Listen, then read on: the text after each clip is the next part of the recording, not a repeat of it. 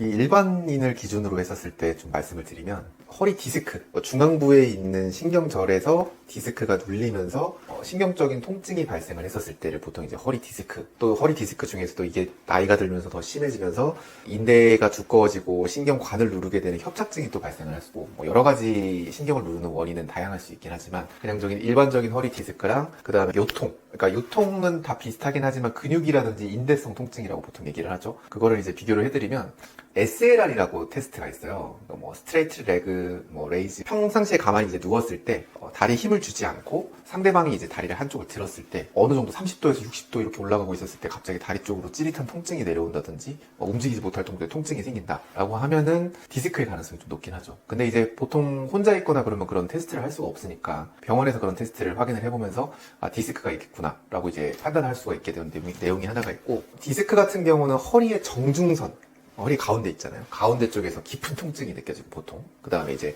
양측 엉덩이라든지 아니면 다리 쪽으로 퍼지는 양상을 보일 수가 있어요. 한쪽도 당연히 가능하겠죠. 근데 근육이라든지 인대 통증 같은 경우는 허리나 둔부 쪽에 어떤 국소 부위, 조그만 국소 부위에 통증이 있거나 손가락으로 콕 찝히는 경우도 많아요. 그래서 무조건 그렇다 그런 건 아닌데 대체적으로 말씀드리는 거고, 그 다음에 방사통이라고 해서 디스크 같은 경우는 양쪽으로 이제 퍼지는 증상 아니면 한쪽으로 번갈아서 이제 다리로 쏘는 듯하고 막 타는 듯하고 막 퍼지는 듯한 통증의 양상을 보이는 반면에 근육이라든지 인대 통증 같은 경우는 그런 증상 자체가 거의 없어요. 거의 없고 있어도 짧고 얇게 이런 식의 증상이 생기게 되고, 휴식으로 이제 보통 근육통 같은 경우는 대부분 좋아지긴 하는데 디스크 같은 경우는 별로 좋아지지 않죠.